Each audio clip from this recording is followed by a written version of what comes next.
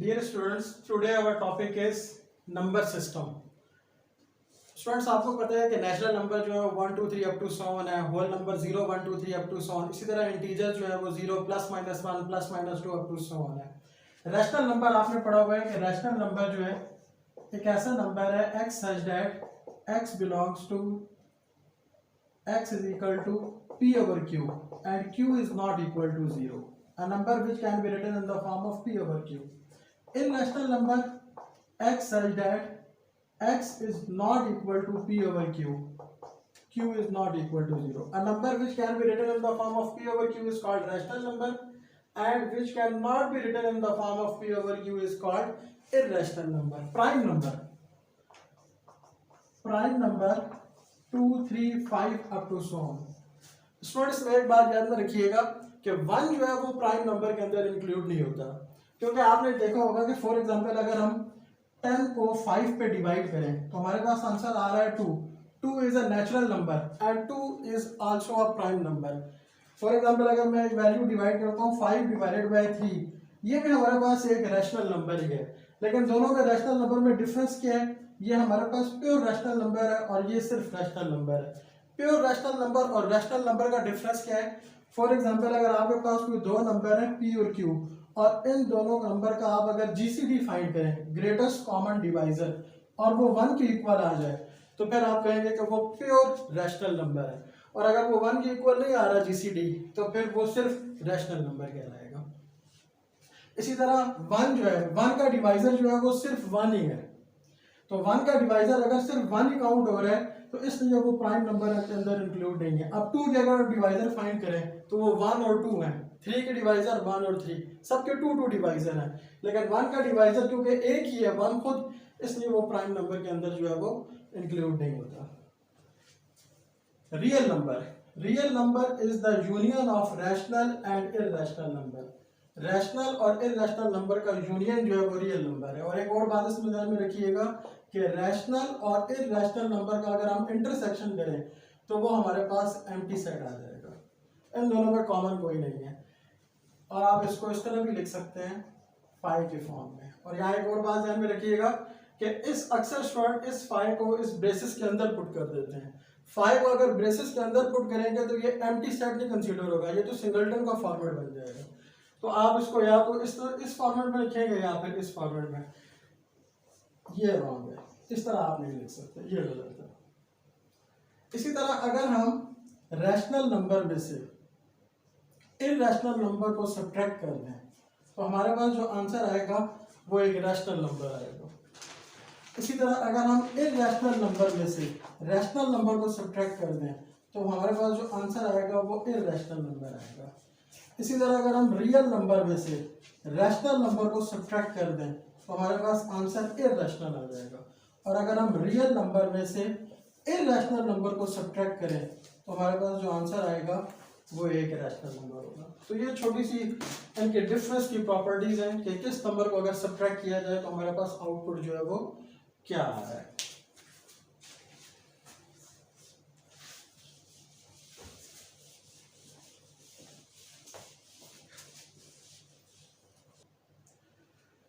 अब स्टूडेंट चलते हैं कि अगर आप रैशनल नंबर को डिवाइड करें तो रैशनल नंबर जो है वो रियल नंबर जो है वो रैशनल और इरैशनल नंबर में डिवाइड हो रहा है.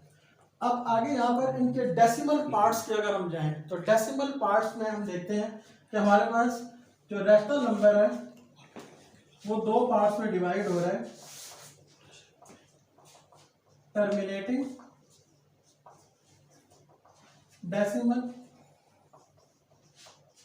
Recurring decimal. अब टर्मिनेटिंग डेसिमल और रिकरिंग डेसिमल में क्या डिफरेंस है? टर्मिनेटिंग एक ऐसा पॉइंट, एक ऐसा फ्रैक्शन जो पॉइंट के बाद डेसिमल नंबर जो है वो स्टॉप हो जाए, जैसे 0.5, यहाँ पर आप कहें 3.53, पॉइंट के बाद वैल्यू जो है वो स्टॉप हो जाए, रुक जाए, तो ये टर्मिनेटिंग डेसिमल है. और रिकरिंग डेसिमल क्या है? ये एक ऐसा डेसिमल है जिसमें पॉइंट के बाद वो वैल्यू रिपीट होना शुरू हो जाए, जैसे 0.151515 and up to so on. तो इसमें 15 जो है ये 2 डिजिट जो है ये up to so on repeat होना शुरू हो गया. तो इन जनरल हम इसको इस तरह भी लिख सकते हैं 0.15 का बार। और जो क्यू डैश है ये फिर आगे डिवाइड हो जाता है नॉन टर्मिनेटिंग में, नॉन टर्मिनेटिंग डेसिमल, या फिर इसको आप कहेंगे non recurring decimal. Non terminating, non recurring, ये वो नंबर्स हैं जो पॉइंट के बाद स्टॉप नहीं होते, यानी कि पॉइंट के बाद 1.534523 and up to so on. Point के बाद ये नंबर रिपीट भी होंगे और इनके अंदर कोई ऑर्डर भी नहीं बनेगा, यानी कि ऑर्डर की फॉर्म के अंदर रिपीट नहीं होंगे। जैसे यहाँ पर 1515 एक ऑर्डर रिपीट हो रही थी वैल्यूज, तो ये रिकरिंग डेसिमल में आएगा। और अगर वो अनलिमिटेड है और रिपीट नहीं हो रही तो वो नॉन टर्मिनेटिंग या फिर नॉन रिकरिंग नंबर के अंदर शामिल होंगे। इसी तरह अगर हम फॉर एग्जांपल स्क्वायर रूट के अंदर कोई नंबर कंसीडर करते हैं और हम कहते हैं ये n is a prime number, n is a prime number, तो ये स्क्वायर रूट n जो है ये भी एक नॉन टर्मिनेटिंग नंबर है। अगर आप इसकी वैल्यू को सॉल्व करें तो ये भी पॉइंट के बाद रिपीट होंगी और अनलिमिटेड वैल्यूज आएंगी। इसी तरह अगर हम देखें पाई भी एक ऐसी वैल्यू है जो नॉन टर्मिनेटिंग है। नॉन टर्मिनेटिंग का मतलब ये इररेशनल नंबर के अंदर काउंट होता है। पाई के ऊपर स्टूडेंट डिस्कस करते हैं। विलियम जॉन एक साइंटिस्ट था 1706 के अंदर, 1706 के अंदर इसने पाई को इंट्रोड्यूस करवाया था। और पाई बेसिकली है क्या, अगर आप एक सर्कल बनाएं और उस सर्कल का सेंटर से लेकर बाउंड्री तक का डिस्टेंस रेडियस, इसी तरह सेंटर से दूसरी तरफ भी रेडियस, आर और R, 2r is equal to diameter of the circle. और अगर आप सर्कल का सर्कमफ्रेंस काउंट करें तो सर्कल का सर्कमफ्रेंस जो है वो 2πr के इक्वल है। और आप इन दोनों का रेशियो फाइंड कर लें। जब आप इन दोनों को डिवाइड करेंगे 2πr डिवाइडेड बाय 2r, 2 से कैंसिल, r से कैंसिल, तो हमारे पास एक वैल्यू बन जाती है पाई। तो पाई जो है ये एक इररेशनल नंबर है। अब अक्सर स्टूडेंट से पूछो पाई की वैल्यू क्या है, तो स्टूडेंट जवाब देते हैं पाई की वैल्यू 22/7। ये चीज भी अपने ध्यान में रखिएगा कि पाई की वैल्यू जो हम 22/7 कह रहे होते हैं ये पाई की एग्जैक्ट वैल्यू नहीं है, अप्रोक्सीमेट वैल्यू है। अगर आप सिर्फ 22/7 की वैल्यू को चूज करें तो 22/7 जो है ये रैशनल नंबर के अंदर काउंट होता है। अब अगर आप 22 को 7 से डिवाइड करें तो ये एक रैशनल नंबर है। और अगर आपसे ये कहा जाए पाई किस नंबर को शो कर रहा है तो फिर वो इररेशनल नंबर के अंदर है। पाई सर्कल और डायमीटर का एक रेशियो है जो कि इररेशनल नंबर के अंदर काउंट होगा।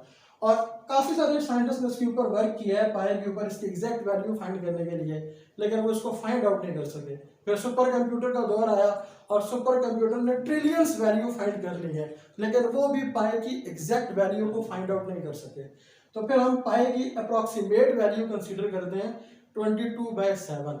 22/7 जो वैल्यू है ये रैशनल नंबर है, लेकिन पाई खुद एक इररेशनल नंबर है। और अब तो पाई का बकायदा एक डे भी मनाया जाता है जिसे हम कहते हैं 14 मार्च।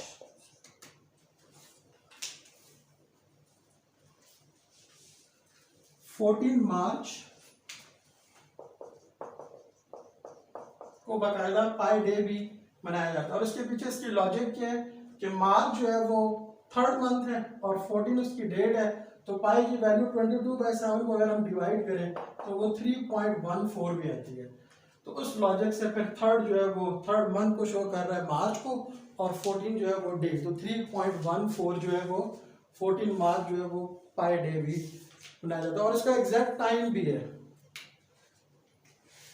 1:59 PM, यानी कि 14 मार्च को 1:59 PM पर हम पाई डे मनाते हैं। और उसके पीछे भी इसकी लॉजिक क्या है कि अगर पाई की वैल्यू को आप कैलकुलेट करें तो ये 3.14159 है। इस तरह आपको पाई की वैल्यू भी याद रहेगी, यानी कि अमूमन बच्चों को पाई की वैल्यू 2 डिजिट तक याद होती है, तो अब आप ये 5 डिजिट तक याद कर लेंगे 3.14159। तो ये आप 14 मार्च और उसका टाइम जो है उस हवाले से ये पाई की वैल्यू भी याद रख सकते हैं।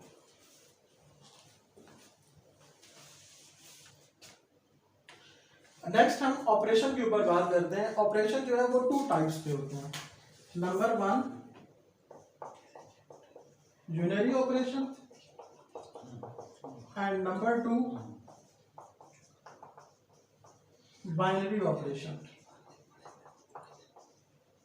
What is the difference between unary operation and binary operation? Unary operation एक ऐसा ऑपरेशन है जो एक वैल्यू को किसी दूसरी वैल्यू में कन्वर्ट कर दे। फॉर एग्जांपल आप 49 का अगर स्क्वायर रूट ले लें, आप 49 का अगर स्क्वायर रूट लें तो हमारे पास आउटपुट जो आएगा वो प्लस माइनस 7 आ जाएगा, यानी कि प्लस 7 की वैल्यू अगर पुट करें या माइनस 7 का स्क्वायर लें तो वो दोनों वैल्यू जो है वो 49 को शो कर रहे हैं।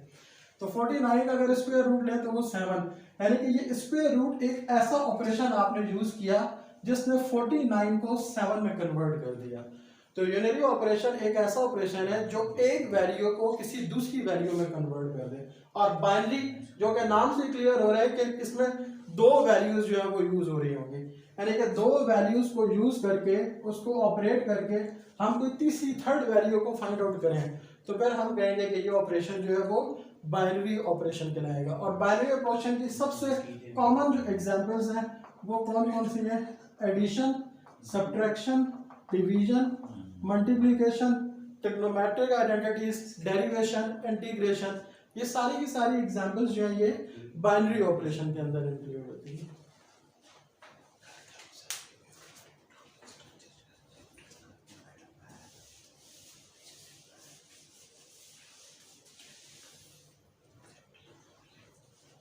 इसके बाद स्टूडेंट्स हम डिस्कस करते हैं प्रॉपर्टीज ऑफ रियल नंबर को।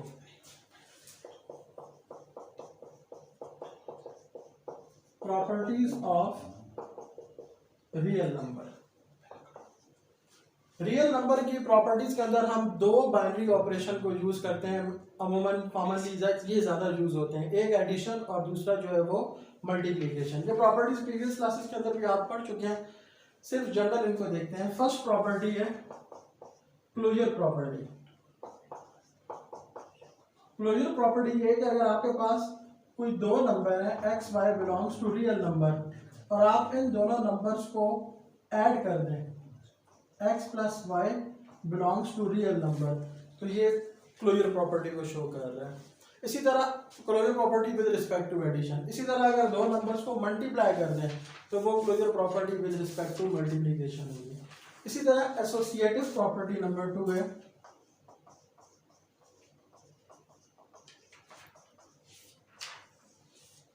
x y z belongs to real number,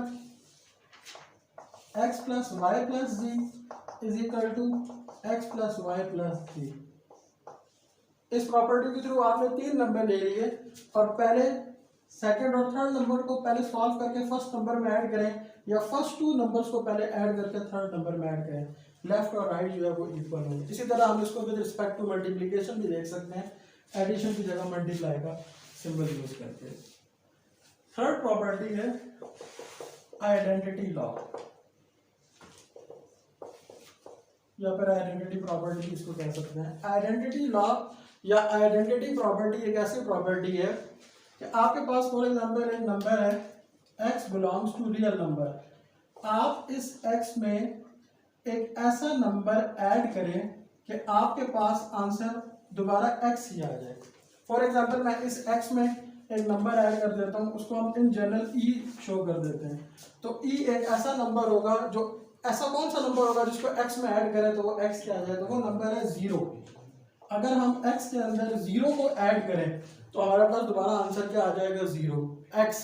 तो 0 is called the additive identity law. इसी तरह नंबर 4 है मल्टीप्लिकेटिव लॉ।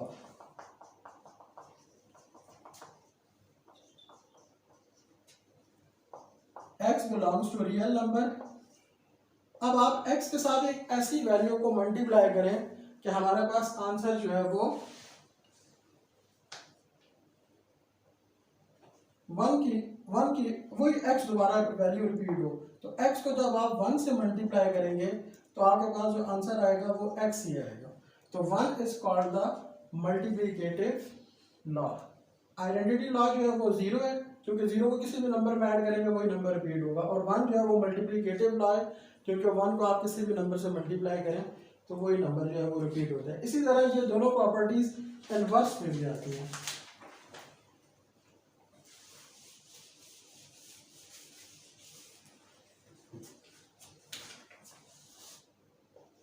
नंबर 5,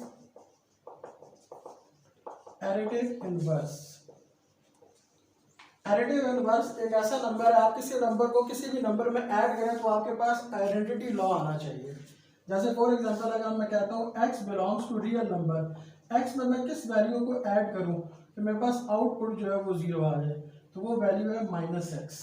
अगर आप x में -x को ऐड करेंगे तो आउटपुट आपके पास आइडेंटिटी लॉ आ रहा है, तो ये x और -x ये एक दूसरे के एडिटिव इनवर्स कहलाएंगे। और स्टूडेंट ये बात भी ध्यान में रखिएगा कि अगर हम कह रहे हैं कि x belongs to real number, तो रियल नंबर में 0 भी काउंट होता है, और 0 एक ऐसा एलिमेंट है जिसका एडिटिव इनवर्स जो है वो पॉसिबल नहीं है, क्योंकि 0 के साथ नेगेटिव साइन को शो नहीं किया जाता। Number 6, multiplicative inverse.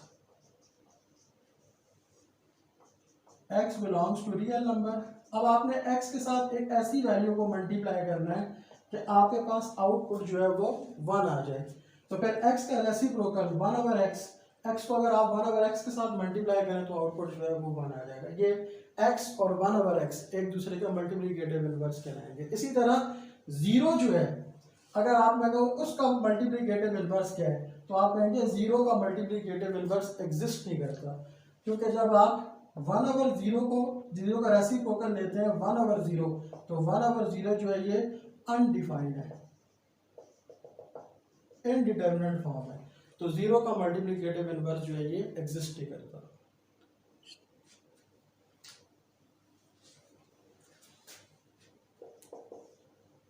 Next property है डिस्ट्रीब्यूटिव ब्लॉक। डिस्ट्रीब्यूटिव ब्लॉक में फॉर एग्जांपल हम नंबर लेते हैं x y z belongs to real number, x को मल्टीप्लाई करें y प्लस z के साथ, x y plus x z, या फिर x प्लस y को मल्टीप्लाई करें z के साथ, x z plus y z। यानी कि ये लेफ्ट और राइट दो अलग अलग है, ये लेफ्ट से मल्टीप्लाई करेंगे तो लेफ्ट डिस्ट्रीब्यूटिव है, राइट से मल्टीप्लाई करेंगे तो राइट डिस्ट्रीब्यूटिव है। अब वैसे तो 7 लिखा हुआ है, लेकिन इन तमाम प्रॉपर्टीज को अगर अलग अलग करके देखें तो ये टोटल 11 प्रॉपर्टीज बनती हैं रियल नंबर की। और डियर स्टूडेंट ये चीज़ ध्यान में रखिएगा कि अगर कोई भी नंबर इन 11 प्रॉपर्टीज को वेरीफाई कर देता है, सेटिस्फाई कर देता है, तो वो फिर एक फील्ड कहलाता है, उसे हम कहते हैं कि वो एक फील्ड बनती है।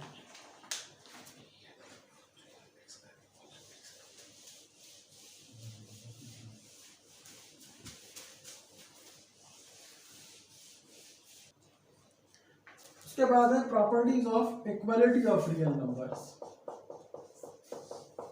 Properties of equality of real numbers. Properties of equality of real numbers में पहली टाइप है number 1, reflexive property. Reflexive property के लिए अगर आपके पास कोई वेरिएबल है x belongs to real number, तो आप रिफ्लेक्स यानी कि वही नंबर लेफ्ट हैंड साइड में भी अगर आप x शो कर रहे हैं तो राइट हैंड साइड पर भी x ही आना चाहिए। y is equal to y, a is equal to a, b is equal to b। Number 2, symmetric property. For all x y belongs to real number, x is equal to y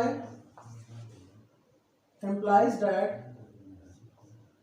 y is equal to x, कहलाती है symmetric property.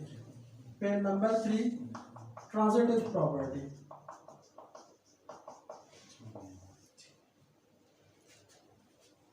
x y z belongs to real number if x is equal to y, y is equal to z, then x is equal to z is called transitive property.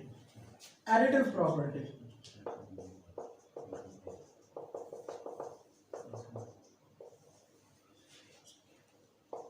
For all x, y, z belongs to real number, x is equal to y, then x plus z is equal to y plus z.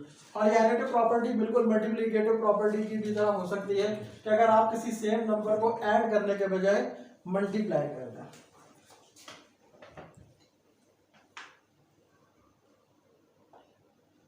और फिर इसी तरह अगली दो property जो है वो cancellation property with respect to addition और cancellation property with respect to multiplication है, वो इसका रिवर्स है।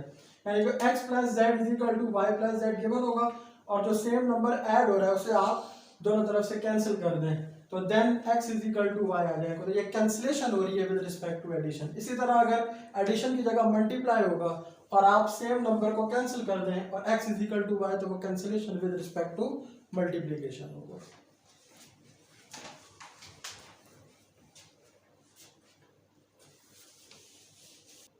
अब हम डिस्कस करेंगे प्रॉपर्टीज ऑफ इनइक्वालिटी को। Properties of inequality of real number और स्टूडेंट इनको ऑर्डर प्रॉपर्टी भी कहते हैं। ऑर्डर प्रॉपर्टीज, इनइक्वालिटी की प्रॉपर्टीज को ऑर्डर प्रॉपर्टी का नाम भी दिया जाता है। नंबर वन पहली प्रॉपर्टी है ट्राइकॉटमी प्रॉपर्टी। आपके पास अगर दो नंबर हैं X Y belongs to real number तो इनमें तीन कंडीशंस हो सकती हैं। या तो एक्स वाई के इक्वल होगा, या फिर एक्स की वैल्यू वाई से ग्रेटर होगी, और या फिर एक्स की वैल्यू वाई से लेस होगी। यह ट्राइकॉटमी प्रॉपर्टी है। Number two transitive property. If x, y, z belongs to real number, x is greater than y, y is greater than z, then x is greater than z. ये transitive property है। Additive property number three.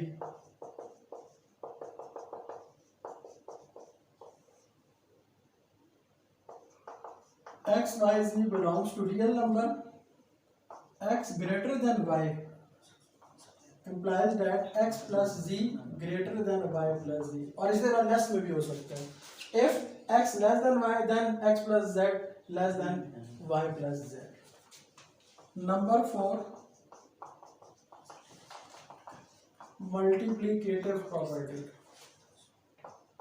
x y z belongs to real number, x greater than, अच्छा student यहाँ पर एक बात ध्यान में रखिएगा, x greater than y implies that x z greater than y z, यानी कि आउटपुट भी हमारे पास ग्रेटर आ रहा है। ये उस सूरत में आएगा जब आपके पास z की वैल्यू ग्रेटर देन 0 होगी। अगर आपके पास z की वैल्यू लेस देन है तो फिर हमारे पास ये रिलेशन इस तरह आएगा एक्स जी लेस देन वाई जी। कब? इफ z लेस देन 0, यानी कि z की वैल्यू पे ये प्रॉपर्टी डिपेंड कर रही है कि अगर z ग्रेटर देन 0 है तो वही इनइक्वालिटी यूज होगी जो पहले यूज हो रही है, और अगर z की वैल्यू लेस देन 0 है तो इनइक्वालिटी जो है वो चेंज हो जाएगी। नेक्स्ट हम प्रॉपर्टीज ऑफ फ्रैक्शंस को डिस्कस करेंगे। Properties of fraction of real numbers. First property है equality of fraction.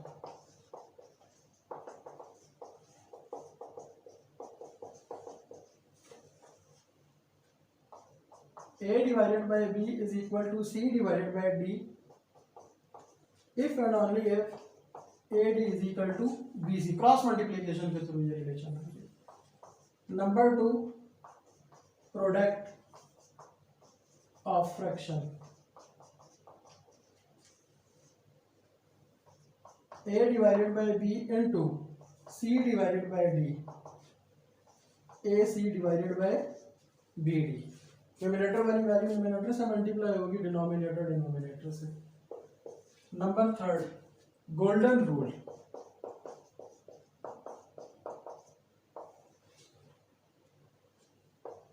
a divided by b is equal to ka divided by kb, k is not equal to 0। आप किसी same number को numerator denominator में multiply कर सकते हैं, ये golden rule कहलाता है। और नंबर फोर है क्वेश्चन रूल।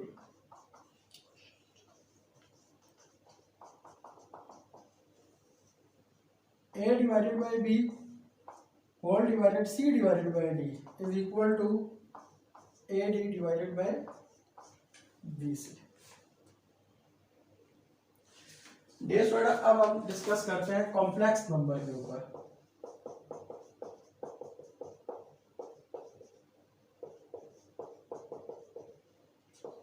फॉर एग्जाम्पल, अगर एक इक्वेशन गिवन है x² - 2 इज इक्वल टू 0, तो हम इसको अगर सॉल्व करें, x की वैल्यू फाइंड करें, तो x² is equal to 2, taking square root on both side, x is equal to plus minus square root 2।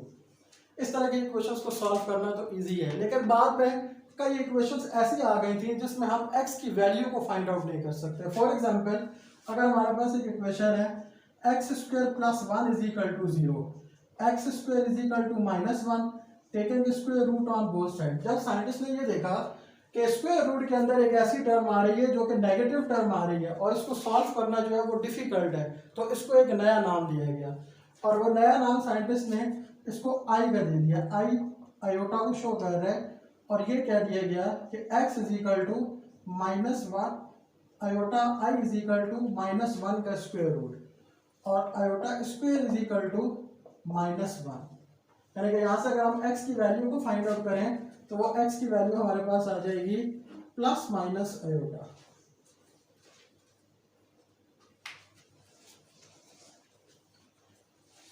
इसी तरह अगर हम आयोटा क्यूब की वैल्यू को सॉल्व करें, तो iota square dot iota is equal to iota square is equal to -1 minus iota.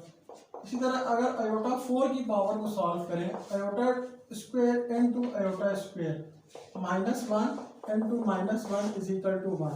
यानी कि अगर आपके पास आयोटा की पावर अगर कोई n नंबर आ जाए, क्या तो देखें कि यहाँ पर -1 की वैल्यू आ रही है, 1 भी आ रही है और प्लस माइनस आयोटा भी आ रही है। अगर आप आयोटा की पावर n को सॉल्व करें तो आपके पास जो पॉसिबल आंसर्स आएंगे, जो रूट्स आएंगे, वो आपके पास 4 आएंगे, +-1 प्लस आयोटा। अगर आयोटा की पावर एक इवन नंबर आ जाए, अगर आयोटा की पावर एक इवन नंबर आ जाए, इवन नंबर को हम जनरल फॉर्म में लेट कर लेते हैं 2n is a even number, और फिर इसको अगर मैं ब्रेक करके लिख दूं आयोटा स्क्वायर की होल पावर n, और आयोटा स्क्वायर किसके इक्वल है -1, तो ये फॉर्म बन जाएगी -1 की पावर n। यानी कि अगर आयोटा की पावर एक इवन नंबर हो और इन जनरल सिंप्लीफाई करके हमारे पास एक रिजल्ट आ गया है -1 की पावर n, इफ, यहाँ दो कंडीशंस हैं। Number 1, if n is even, अगर n हमारे पास यहाँ पर कोई इवन नंबर आ जाए तो हमारे पास जो रूट आएगा, जो x की वैल्यू आएगी, जो फाइनल आंसर आएगा वो +1 आ जाएगा।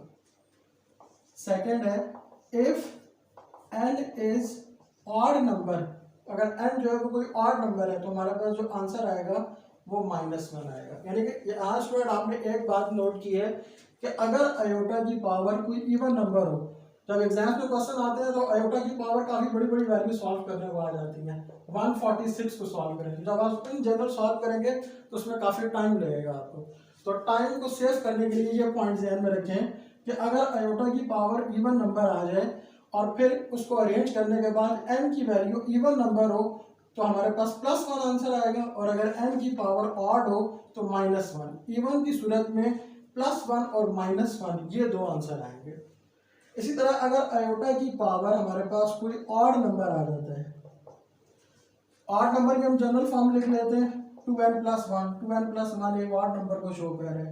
ब्रेक कर दें इसको, आयोटा की power 2n dot iota, iota की पावर 2n को सबसे पहले हम सॉल्व कर चुके थे -1 की पावर n, यानी आयोटा की पावर 2n को हम लिख सकते हैं, उसका आंसर +1 -1 दोनों में शो हो रहा है, तो इसको डायरेक्ट हम लिख लेते हैं +-1 आयोटा।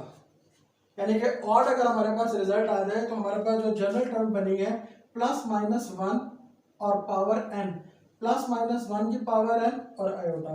अब इसमें भी वही दो कंडीशंस हैं, इफ n इज इवन, अगर हमारे पास इस फॉर्म में n जो है वो एक इवन नंबर है तो हमारे पास जो रिक्वायर्ड आंसर आएगा वो आयोटा की फॉर्म में आएगा।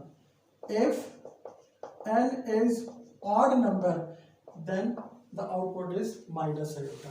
यानी कि आयोटा अगर इवन नंबर है तो दो आंसर पॉसिबल होंगे, +1 या -1, और वो +1 -1 इस n पे डिपेंड कर रहा है। अगर ये n इवन है तो +1, n ऑड है तो -1। और इसी तरह अगर आयोटा की पावर कोई ऑड नंबर आ जाता है तो ये इन जनरल एक फॉर्म हमारे पास बनी है, और इसमें n अगर इवन है तो प्लस आयोटा आंसर, और अगर n ऑड है तो माइनस आयोटा की फॉर्म है। इसमें एक और बात ध्यान में रखिएगा, अगर हमारे पास आयोटा की पावर 4n आ जाए, आयोटा की पावर 4n आ जाए और n बिलोंग्स कर रहा है पॉजिटिव इंटीजर्स को, तो ये वैल्यू भी अगर इसके हम सीक्वेंस बनाए 4 के मल्टीपल, आयोटा की पावर 4, आयोटा की पावर 8, आयोटा की power 12 up to so on, तो हमारे पास जो आउटपुट आंसर आएगा वो हमेशा जो है वो किसके इक्वल होगा, 1 के इक्वल होगा। यहाँ पर एक और बात भी स्टूडेंट ध्यान में रखिएगा कि अगर आपके पास 4 कंसेक्टिव पावर्स वाली टर्म आ जाए, sum of 4 consecutive power of iota, अगर आयोटा की पावर में कंसेक्टिव टर्म्स आना शुरू हो जाए तो उन 4 टर्म्स का सम जो है वो 0 के इक्वल कंसीडर होगा। जैसे हम इन जनरल अगर इसको देखें, आयोटा की पावर n प्लस आयोटा की पावर n+1 प्लस आयोटा की पावर n+2 प्लस आयोटा की power n+3 is equal to 0, और n यहाँ के चीज को बिलोंग्स कर रहा है, इंटीजर्स को बिलोंग कर रहा है। अच्छा, यहाँ स्टूडेंट एक और बात भी क्लियर करते चले। फॉर एग्जांपल अगर आपके पास कोई दो नंबर है ए बी जो कि रियल नंबर्स को बिलोंग्स कर रहे हैं और वो कुछ इस फॉर्म में आते हैं, -a का स्क्वायर रूट -b का स्क्वायर रूट, तो अक्सर स्टूडेंट यहाँ पर जो है वो गलती कर जाते हैं। पहले मैं आपको बताता हूँ कि अक्सर स्टूडेंट जो है वो गलती क्या कर जाते हैं, वो इन दोनों को कंबाइन कर देते हैं, -a मल्टीप्लाई बाय -b का स्क्वायर रूट ab का स्क्वायर रूट। ये मेथड रॉन्ग है, आपने इसको इस तरह सॉल्व नहीं करना। जब भी स्क्वायर रूट के अंदर नेगेटिव टर्म आ जाए तो वहां पर आपने आयोटा को यूज करना है। अब इसको सॉल्व करने का करेक्ट मेथड क्या है, -1 का स्क्वायर रूट -b का स्क्वायर रूट, -1 का स्क्वायर रूट सेपरेट कर दें, -1 का स्क्वायर रूट और b का स्क्वायर रूट, ये आपके पास फॉर्म बन गई आयोटा इनटू आयोटा ab का square root, iota square ab का square root -1 into square root A B, यानी कि इसका आंसर ए बी का स्क्वायर रूट आंसर नहीं आ रहा, इसका आंसर जो है वो -1 ए बी आ रहा है। ये स्टूडेंट आप आयोटा के बारे में देख चुके हैं। अब हम कॉम्प्लेक्स नंबर के ऊपर आते हैं। तो फॉर एग्जांपल अगर आपके पास z एक ऐसा नंबर है a plus iota b, a इसमें रियल पार्ट है और इसमें b जो है वो इमेजिनरी पार्ट को शो कर रहा है। अक्सर स्टूडेंट ये भी कहते हैं कि b जो है वो इमेजिनरी नंबर है, ये चीज ध्यान में रखिएगा, b इमेजिनरी नंबर नहीं है, b इमेजिनरी पार्ट है। तो इन दोनों का जो कॉम्बिनेशन है, ये कॉम्बिनेशन जो है ये कॉम्प्लेक्स नंबर कहलाएगा। अब हम प्रॉपर्टीज को देखते हैं। Operations on complex number. For example अगर हमारे पास एक ऐसा नंबर आ जाता है जो सिर्फ 2 है, यानी कि उसमें जो b का पार्ट है वो 0 आयोटा शो हो रहा है इज इक्वल टू 2, तो ये 2 भी एक कॉम्प्लेक्स नंबर है। लेकिन अगर फॉर एग्जांपल हमारे पास एक ऐसा नंबर आता है 3 आयोटा और इसमें रियल पार्ट जो है वो कुछ भी नहीं है, यानी कि इस 2 को हम कंसीडर कर सकते हैं ये वैल्यू कोई नहीं है 2 की, सिर्फ +3 है, तो फिर ये जो नंबर है ये प्योर इमेजिनरी पार्ट कहलाएगा। तो इससे एक बात और भी ध्यान में रखिएगा कि every real number is a complex number. Her real number को हम कॉम्प्लेक्स नंबर कह सकते हैं, but every complex number is not a real number, क्योंकि अगर ये फॉर एग्जांपल एक कॉम्प्लेक्स नंबर है 3 आयोटा, तो ये इमेजिनरी पार्ट को शो कर रहा है, इसको हम रियल नंबर नहीं कह सकते। लेकिन 2 जो है ये रियल नंबर भी है और कॉम्प्लेक्स नंबर भी है। फर्स्ट प्रॉपर्टी है इक्वालिटी ऑफ कॉम्प्लेक्स नंबर। अगर आपके पास दो कॉम्प्लेक्स नंबर है a plus iota b c plus iota d. तो रियल पार्ट से कंपेयर होगा इमेजिनरी पार्ट से। A is equal to c, b is equal to d. और आप इसको ऑर्डर पेयर की फॉर्म में भी लिख सकते हैं, A B is equal to C comma D. Second property है एडिशन ऑफ कॉम्प्लेक्स नंबर। अगर आपके पास दो कॉम्प्लेक्स नंबर उनको आपस में ऐड करना है, a plus iota B z1, z2 is equal to C plus iota D, z1 plus z2। जब आप इसको ऐड करेंगे तो आपके पास आंसर आएगा a plus C plus iota B plus D. Real part से ऐड होगा, इमेजिनरी पार्ट से ऐड होगा। Number 3, scalar multiplication of complex number. आपके पास एक कॉम्प्लेक्स नंबर है z is equal to A plus iota B, और आप इसे किसी स्केलर मल्टीप्लिकेशन किसी भी कांस्टेंट नंबर से मल्टीप्लाई कर दें तो फिर वो फॉर्म दोनों नंबर रियल पार्ट और इमेजिनरी दोनों के साथ मल्टीप्लाई होगा। K Z is equal to K into A plus iota B is equal to K A plus iota B के। और इसमें की पॉइंट जो है वो ध्यान में रखिएगा कि के की वैल्यू 0 नहीं होगी। Number 4,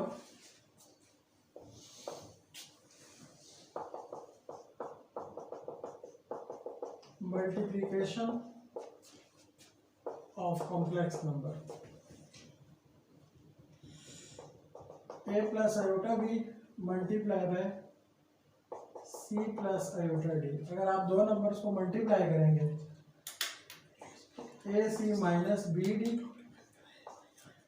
plus a d plus b c iota, इस फॉर्म के अंदर दो कॉम्प्लेक्स नंबर की मल्टीप्लिकेशन होगी। और आप इनको ऑर्डर पेयर की फॉर्म में भी लिख सकते हैं, a c minus b c comma a d plus p c के फॉर्म में। नंबर 5 है division of complex number. Division of complex number में भी आप दो कॉम्प्लेक्स नंबर्स को डिवाइड करके देखें, A B divided by C D. Order pair की फॉर्म में मैंने लिख लिया है, तो इनकी डिवीजन इस फॉर्म में होगी, a c plus b d divided by c square plus B square comma b c minus a d divided by c square plus d square. Number 6, addition, additive law.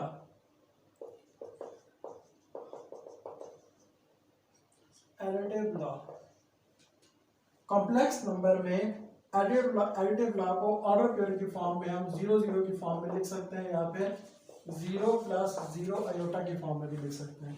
यानी कि आपके पास अगर कोई complex number है और आप उसमें 0 0 ऑर्डर पेयर को या 0 प्लस 0 आयोटा को ऐड कर दें तो वही नंबर रिपीट हो जाएगा। तो 0 0 एक ऐसा ऑर्डर पेयर है जो वहाँ पर एडिटिव लॉ को शो कर रहा है। एडिटिव लॉ जो है वो 0 0 कहलाएगा। इसी तरह मल्टीप्लिकेटिव लॉ,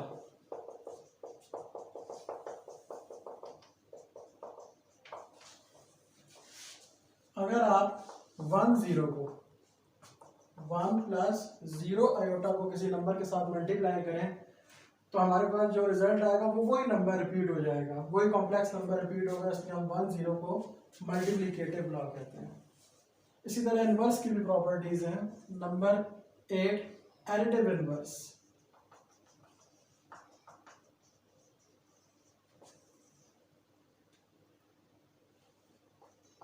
ए बी के अंदर अगर आप ऐड कर दें माइनस ए और माइनस बी तो आपके पास आउटपुट क्या, एडिशन की प्रॉपर्टी को अगर फॉलो करें तो 0 0, यानी कि आपके पास जो आउटपुट आ रहा है वो एडिटिव लॉ आ रहा है। तो फिर हम कहेंगे कि ए बी वाला ऑर्डर पेयर और माइनस ए माइनस बी का ऑर्डर पेयर एक दूसरे के एडिटिव इनवर्स है। Number 9, multiplicative inverse.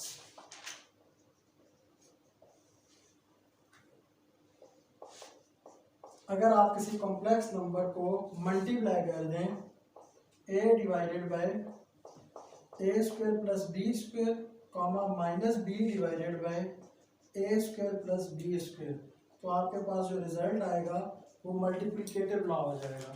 तो फिर first order pair a b और ये सेकंड, ये दोनों एक दूसरे के मल्टीप्लिकेटिव इनवर्स कहलाएंगे।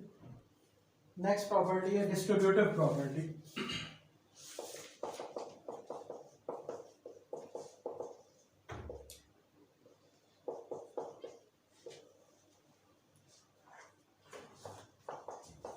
ए b into c d plus minus e f is equal to a b into a c c d plus minus a b into e f. Left distributive और right distributive इसी तरह, अगर हम left से multiply करेंगे तो left distributive है, और अगर हम उसको राइट से मल्टीप्लाई करेंगे तो ये राइट डिस्ट्रीब्यूटिव प्रॉपर्टी है। डियर स्टूडेंट, आपने जैसे रियल नंबर्स में देखा था कि इक्वालिटी की प्रॉपर्टीज थी, उसके बाद इनइक्वालिटी की प्रॉपर्टी थी, जिसको हम ऑर्डर प्रॉपर्टी भी कहते हैं। ऑर्डर प्रॉपर्टी जो है वो कॉम्प्लेक्स नंबर में एग्जिस्ट नहीं करती, कॉम्प्लेक्स नंबर में सिर्फ इक्वालिटी की प्रॉपर्टी जो है वो एग्जिस्ट करती है। अब हम ये देखते हैं कि किसी कॉम्प्लेक्स नंबर की ग्राफिकल रिप्रेजेंटेशन कैसे होती है। फॉर एग्जाम्पल, जिस तरह आप नॉर्मल रियल नंबर्स का ग्राफ बनाते हैं, एक्स एक्सिस वाई एक्सिस, आपके पास एक कॉम्प्लेक्स नंबर है z is equal to A plus iota b, ये इसका ओरिजिन कंसीडर कर लें 0 0। एक्स एक्सिस के ऊपर आप एक वैल्यू कंसीडर करें a, और जो इसका इमेजिनरी पार्ट है, इमेजिनरी वैल्यू जो है वो b, वो आप वाई एक्सिस के ऊपर कंसीडर करेंगे।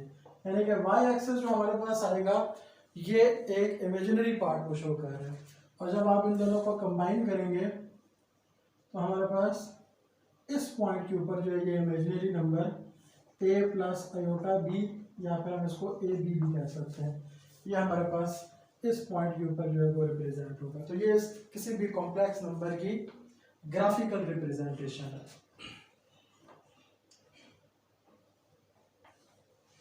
उसके बाद स्टूडेंट हम देखते हैं कि किसी भी कॉम्प्लेक्स नंबर का कॉन्जुगेट क्या होते हैं। कॉन्जुगेट ऑफ कॉम्प्लेक्स नंबर, आपके पास एक कॉम्प्लेक्स नंबर है x is equal to z is equal to x plus iota y, x y की फॉर्म में। कॉन्जुगेट अगर आप इसका फाइंड करेंगे तो उसको हम z बार से डिनोट करेंगे, और वो आ जाएगा x माइनस आयोटा वाई, यानी कि x कॉमा माइनस वाई। इसमें रियल पार्ट को आप एज इट इज लिख लेंगे, जो आपके पास इमेजिनरी पार्ट है उसका साइन चेंज हो जाएगा, अगर पॉजिटिव है तो माइनस के फॉर्म में, और अगर माइनस है तो पॉजिटिव के फॉर्म में कन्वर्ट हो जाएगा। कॉन्जुगेट का बेसिकली जो फॉर्म है वो ये है कि जब आप इसी ग्राफ को अगर देखें तो आपके पास ये एक फॉर्म बन रही थी ए बी के फॉर्म के अंदर, और अगर मैं इसको माइनस और माइनस बी की फॉर्म में आपसे कहूँ ये ग्राफ बनाए, तो फिर आप इसी को एक्सटेंड कर देंगे और वो नेगेटिव बी को शो करेगा। यानी कि फॉर एग्जांपल यहाँ पर एक वैल्यू नेगेटिव बी शो हो रही है, तो इसी को अगर आप फोर्थ क्वाड्रेंट के अंदर इंक्रीज करें तो यहाँ एक पॉइंट बनेगा जो a माइनस बी को शो करेगा, और ये a माइनस बी जो है ये ए बी का कॉन्जुगेट है। यानी कि कॉन्जुगेट को आप इस तरह समझ सकते हैं कि ये गिवन कॉम्प्लेक्स नंबर का अक्स है, यानी कि जो पॉइंट आपको फर्स्ट क्वाड्रेंट के अंदर शो हो रहा है एज इट इज उसी के पैरेलल फोर्थ क्वाड्रेंट के अंदर उसका एक अक्स बन रहा है, जिसको हम कॉन्जुगेट कहते हैं। तो कॉन्जुगेट जो है वो गिवन कॉम्प्लेक्स नंबर का अक्स तस्वर होता है। डियर स्टूडेंट्स, अब हम डिस्कस करते हैं प्रॉपर्टीज ऑफ कॉन्जुगेट्स को। प्रॉपर्टीज ऑफ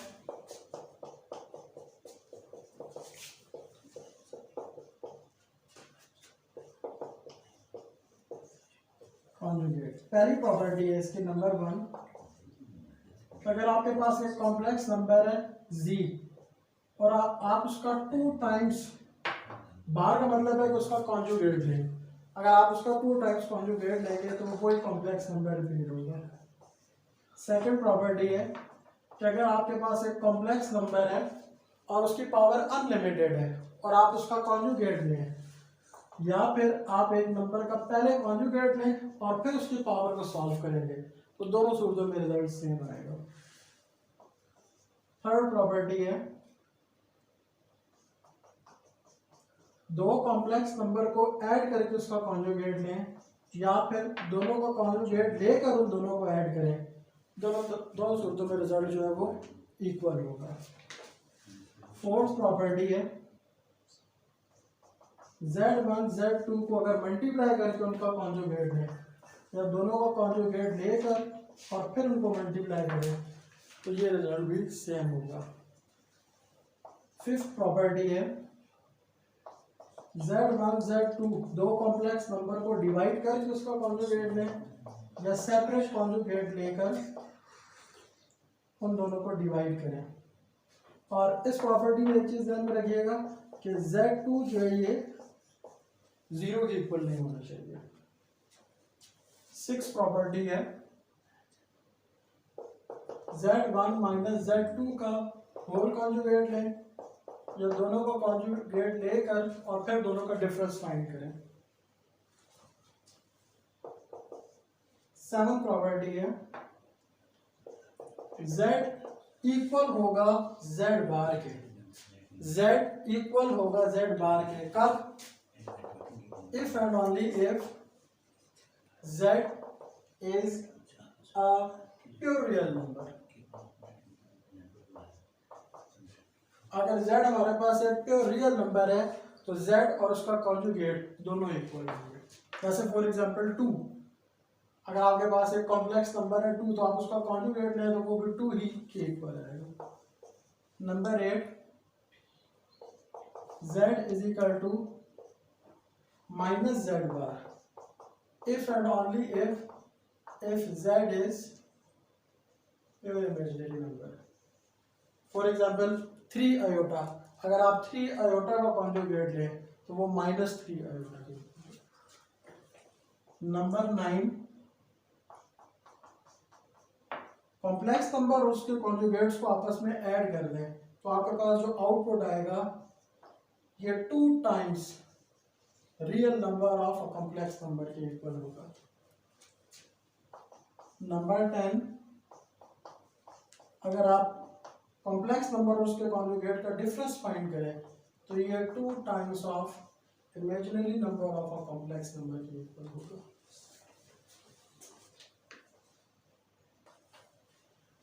नेक्स्ट हम देखते हैं modulus of a complex number. Modulus of a complex number, actually में मॉडुलस क्या है? ये distance between the origin to a that particular number is called the modulus of a complex number। अगर आप इसको ग्राफिकली देखें तो आपके पास ये एक ओरिजिन है 0 0 और आपके पास एक कॉम्प्लेक्स नंबर है AB। ओरिजिन से AB तक का जो डिस्टेंस आप फाइंड करेंगे वो मॉडुलस कहलाएगा। एक कॉम्प्लेक्स नंबर है x प्लस आयोटा y, जिसको हम ऑर्डर पेयर में x y की फॉर्म में भी लिख सकते हैं। जब आप इसका मॉडुलस फाइंड करेंगे तो एक्चुअल में जो इसका मॉडुलस कहलाएगा वो रियल पार्ट का स्क्वायर प्लस इमेजिनरी पार्ट का स्क्वायर, स्क्वायर रूट। x जो है ये किसी भी कॉम्प्लेक्स नंबर का रियल पार्ट और y जो है इमेजिनरी, इन दोनों का स्क्वायर लेकर आप इसका स्क्वायर रूट ले लें तो ये आपके पास वो डिस्टेंस आएगा उस नंबर का, ओरिजिन से उस नंबर तक का जो डिस्टेंस होगा वो डिस्टेंस आपके पास आ जाएगा और इसी डिस्टेंस को हम मॉडुलस कहते हैं। इसी तरह हम आर्गुमेंट अगर फाइंड करें, आर्गुमेंट ऑफ कॉम्प्लेक्स नंबर, जिसको हम शॉर्ट फॉर्म में ARGZ की फॉर्म में लिख सकते हैं और ये इक्वल होता है tan inverse y divided by x, imaginary part divided by real part of a complex number. इसकी कुछ प्रॉपर्टीज हैं। Properties of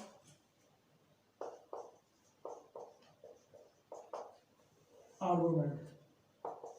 number 1, Z1 into Z2 को आर्गुमेंट लें या फिर इन दोनों का सेपरेट आर्गुमेंट लेकर उन दोनों को ऐड कर दें। सेकंड, दो कॉम्प्लेक्स नंबर को डिवाइड करके उसका आर्गुमेंट लें, या सेपरेट उनका आर्गुमेंट लेकर उन दोनों का डिफरेंस फाइंड कर रहे हैं। थर्ड प्रॉपर्टी है, अगर आपके पास एक कॉम्प्लेक्स नंबर है उसके कॉन्जुगेट का आप आर्गुमेंट लेंगे तो वो इक्वल होगा माइनस आर्गुमेंट ऑफ जेड के, यहाँ पे इसको हम ये भी कह सकते हैं आर्गुमेंट ऑफ 1/z के इक्वल होगा। फोर्थ प्रॉपर्टी है कि अगर आपके पास दो कॉम्प्लेक्स नंबर हैं, आपके पास कॉम्प्लेक्स नंबर है और उसका कॉन्जुगेट है, और इन दोनों को आप प्रोडक्ट फाइंड करें और फिर उनका आर्गुमेंट लें, will be equal to 0। Fifth property है, अगर आप किसी कॉम्प्लेक्स नंबर और उसके कॉन्जुगेट को डिवाइड कर दें तो ये 2 times of argument of a complex number के इक्वल होगा।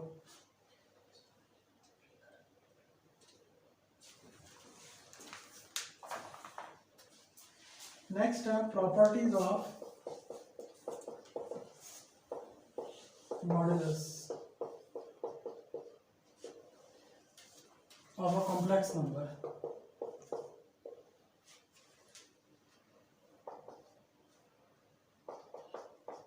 कॉम्प्लेक्स नंबर का मॉडुलस लें माइनस कॉम्प्लेक्स नंबर यानी एब्सोल्यूट वैल्यू का मॉडुलस लें, या फिर उसके कॉन्जुगेट का मॉडुलस लें, या फिर माइनस जेड बार का मॉडुलस लें, ये तमाम आंसर जो है वो सेम ही रहेंगे। सेकंड प्रॉपर्टी है, Z1 Z2 का प्रोडक्ट फाइंड करके उसका मॉडुलस फाइंड करें, या पहले सेपरेटली दोनों का मॉडुलस फाइंड करके और फिर उनका प्रोडक्ट फाइंड करें, दोनों सूरतों में रिजल्ट सेम ही रहेगा।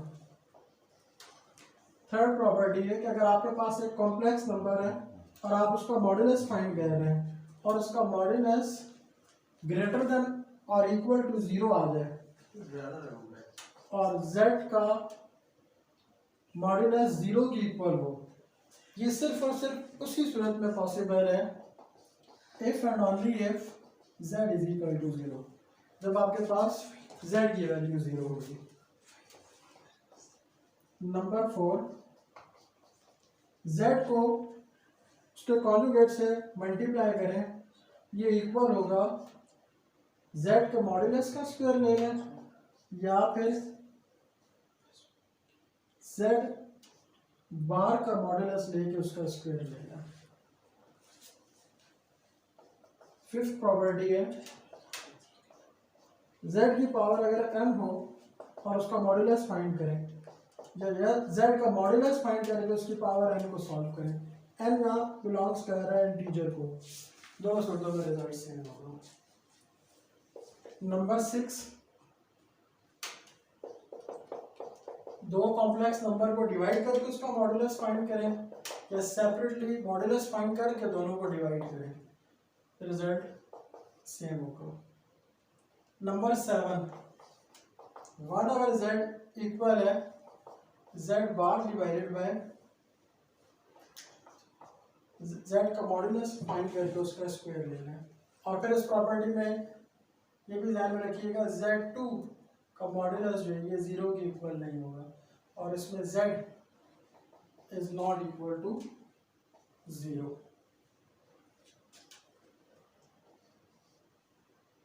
नंबर 8,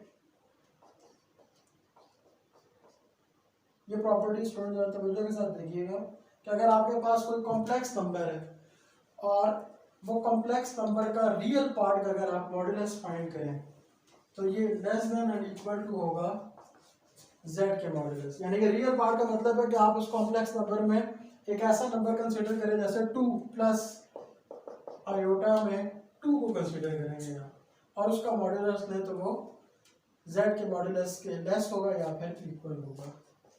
नंबर 9, अगर रियल की जगह हम इमेजिनरी नंबर को लें और उसका मॉडुलस फाइंड करें तो वो less than and equal to होगा z मॉड के। और लास्ट नंबर 10 प्रॉपर्टी है z1 का मॉड्यूलस माइनस z2 का modulus less than and equal to होगा z1 प्लस z2 का modulus less than and equal to होगा z1 का मॉड्यूलस प्लस z2 का मॉड्यूलस। और ये जो लास्ट वाली प्रॉपर्टी है ये कहलाती है ट्राइएंगुलर इनइक्वालिटी। डियर स्टूडेंट, देखते हैं principal argument of a complex number.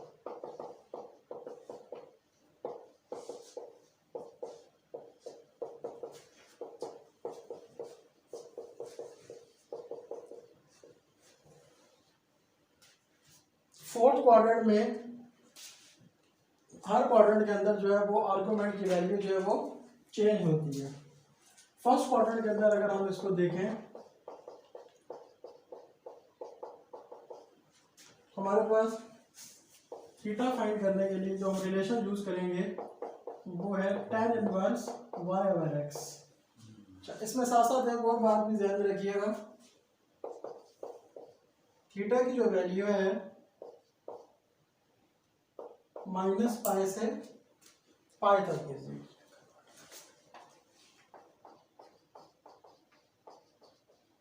Second quadrant में आर्गुमेंट फाइंड करने के लिए जो रिलेशन यूज करेंगे वो है theta is equal to pi minus tan inverse y divided by x का मॉड।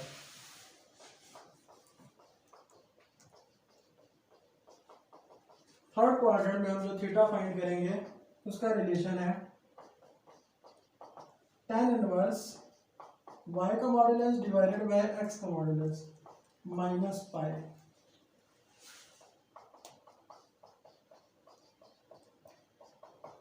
और फोर्थ क्वाड्रेंट के लिए हम थीटा को फाइंड करने के लिए रिलेशन यूज करेंगे माइनस tan इनवर्स y का मॉड्यूलस डिवाइडेड बाय x।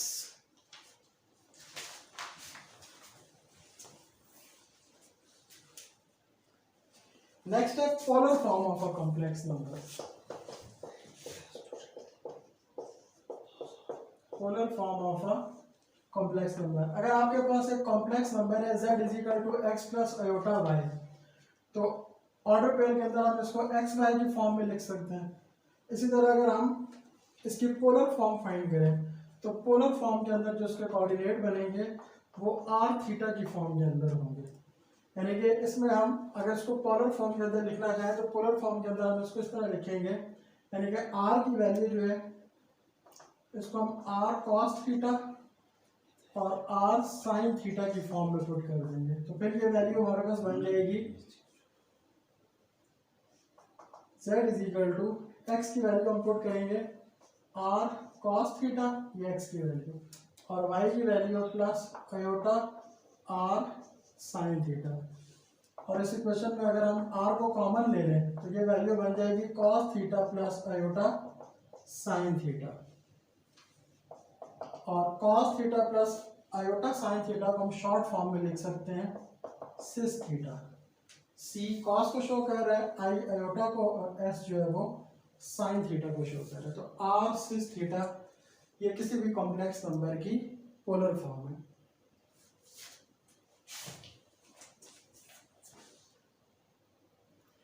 जिस हमारा लास्ट टॉपिक है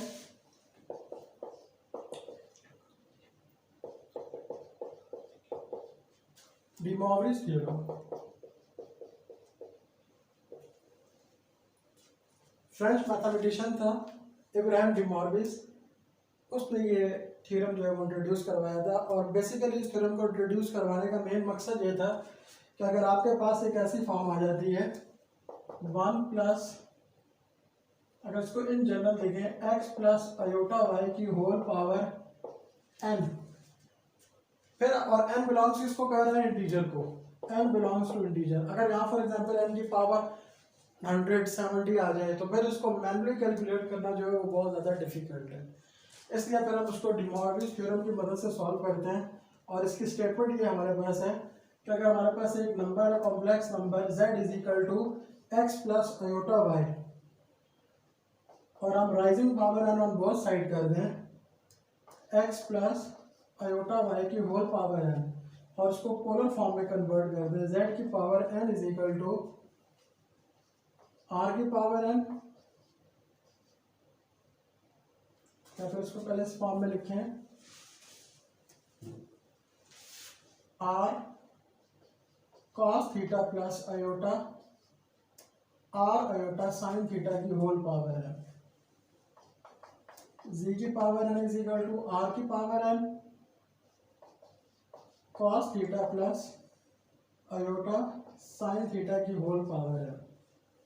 तो डी मॉर्गन्स थ्योरम के थ्रू ये पावर एन जो है, अगर हमारे पास यहाँ पर तीन कंडीशंस हैं, पहली कि इस फॉर्म के अंदर जो आपके पास रियल पार्ट है वो कॉस थीटा होना चाहिए, रियल पार्ट जो है वो कॉस थीटा होना चाहिए, जो आपके पास इमेजिनरी पार्ट है वो साइन की फॉर्म के अंदर होना चाहिए, इमेजिनरी पार्ट जो है वो साइन के फंक्शन के साथ आना चाहिए, और दोनों रिलेशंस के दरमियान में प्लस का सिंबल हो, दोनों रिलेशंस के दरमियान में प्लस का सिंबल हो, और दोनों ट्रिग्नोमेट्रिक फंक्शन के साथ जो एंगल आपके पास आ रहा है वो एंगल सेम होना चाहिए।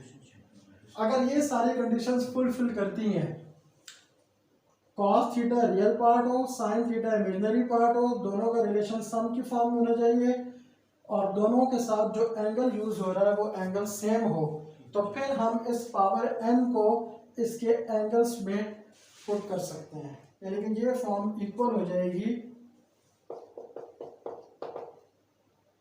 r की power n cos n theta plus iota sign n theta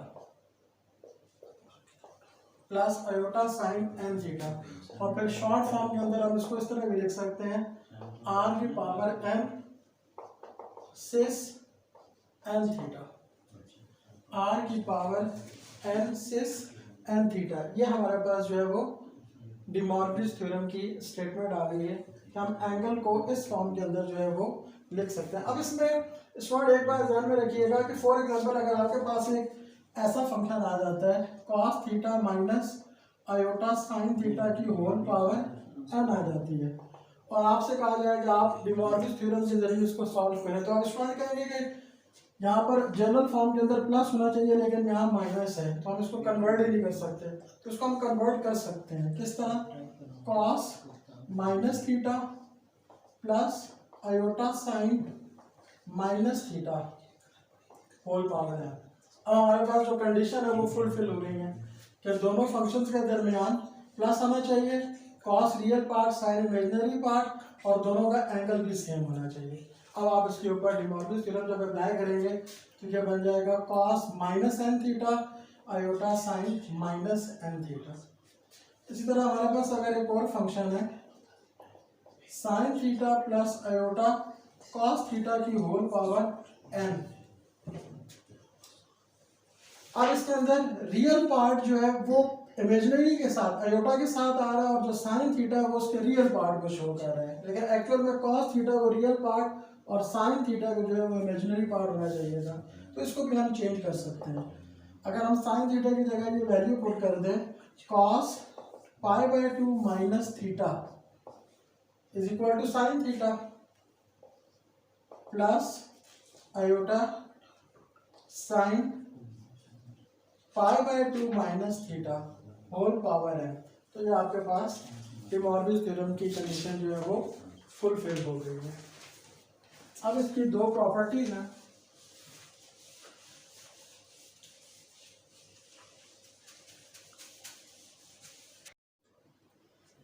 properties of D Morgan's theorem में पहली प्रॉपर्टी है अगर आपके पास z की पावर n के बजाय एक फ्रैक्शन में पावर आ जाए 1/n, तो ये इक्वल होगा r raise to power 1/n into cos theta plus 2 pi के divided by n plus iota sine theta plus 2 pi के डिवाइडेड बाय n, और शॉर्ट फॉर्म में हम इसको लिख सकते हैं r raise to power 1/n cis theta plus 2 pi के divided by n। Second property के अंदर ये देखें आप, अगर आपके पास z1 और z2 दो कॉम्प्लेक्स नंबर हैं तो पहली वैल्यू है cos theta 1 plus iota sine theta 1 cos theta 2 plus iota sine theta 2। अगर आपने इन दोनों नंबर्स का प्रोडक्ट फाइंड करना है तो फिर प्रोडक्ट फाइंड करने के लिए आप ये रिलेशन यूज करेंगे R1 R2 into cos theta one plus angle जो है वो डिफरेंट है, theta one plus theta two, और इसी तरह साइन के साथ भी एंगल्स ऐड हो जाएंगे, theta one plus theta two. और अगर इन्हीं दोनों कॉम्प्लेक्स नंबर का आपने डिफरेंस फाइंड करना है तो फिर ये दो वैल्यू प्रोडक्ट की फॉर्म में थी, अब ये डिवीजन की फॉर्म में आ जाएंगी, और जो एंगल्स ऐड हो रहे थे वही एंगल अब जो है वो सब्ट्रैक्ट हो रहे होंगे। तो डियर स्टूडेंट, ये आपने नंबर सिस्टम का पूरा टॉपिक जो है ये हमने समराइज कर लिया है और आपने इसको देखा है। इसमें मैक्सिमम चीज़ें जो है ये आप लोगों ने पहले पढ़ ली हैं।